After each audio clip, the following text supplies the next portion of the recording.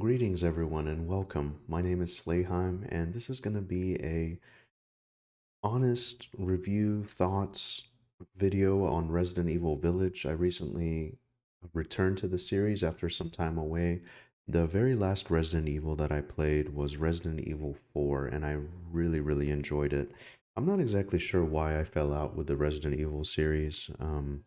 But it's a series that I've always really enjoyed, and my first entry into the series was Resident Evil 2 back in the Nintendo 64 days. I had the Nintendo 64 edition, so that's just a brief intro for me. Now, I didn't keep up with the series. I didn't enjoy the movies so much.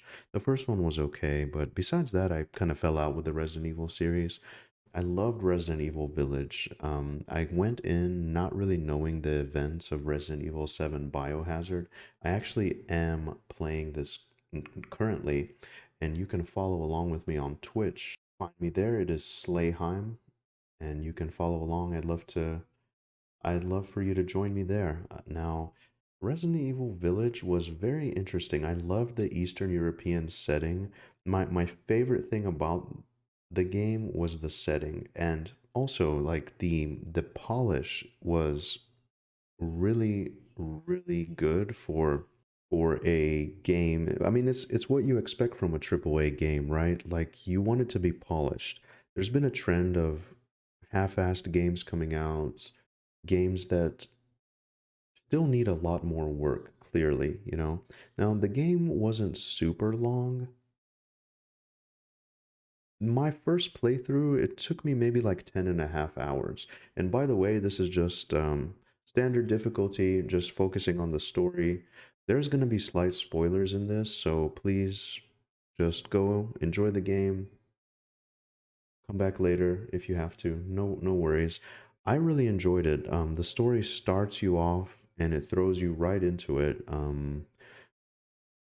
Your wife is murdered and your baby is kidnapped, and you are transported somewhere. But it seems like there's an issue and the van crashes and you're in the wilderness. So you kind of hike your way over into this really weird looking village with this castle in the distance.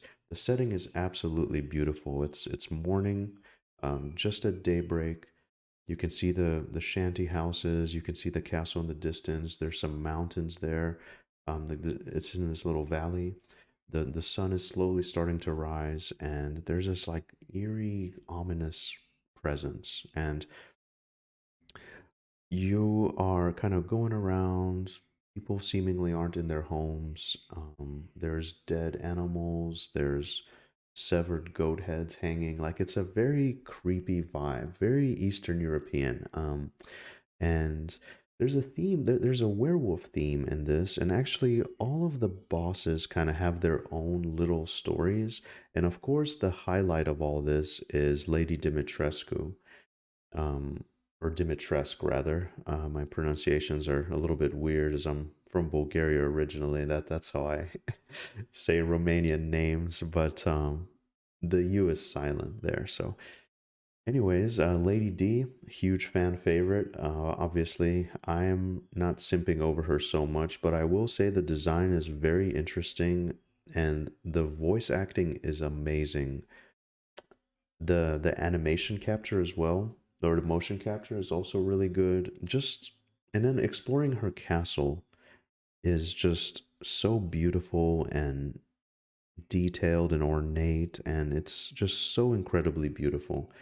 I don't usually gush over graphics so much, but the engine that they designed for this and refined from Resident Evil 7 Biohazard is incredible. The game looks so good. It's so smooth. There's so much attention to detail.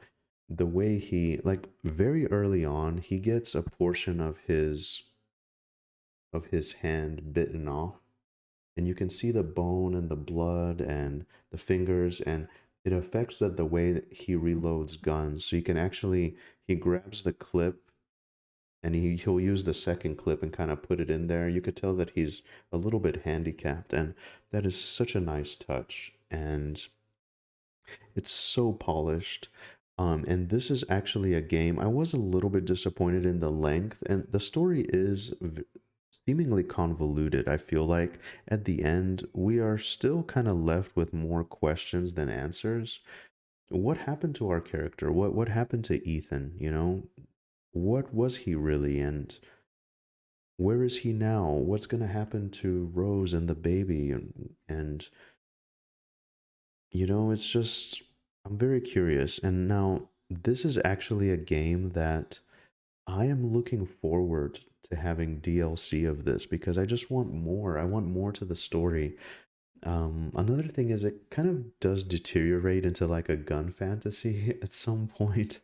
You get to a point where you're kind of scrounging around for ammunition, for resources. There aren't many, and then you have an overabundance at times.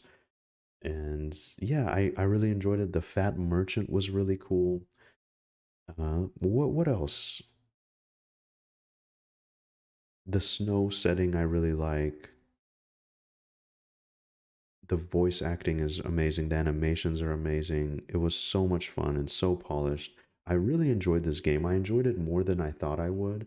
I went in with no expectations at all. Absolutely zero expectations day one, and I enjoyed it so much. I've had some time to sit and think about it, and I enjoyed it. I give this a strong 8 out of 10. That would be my score for this game.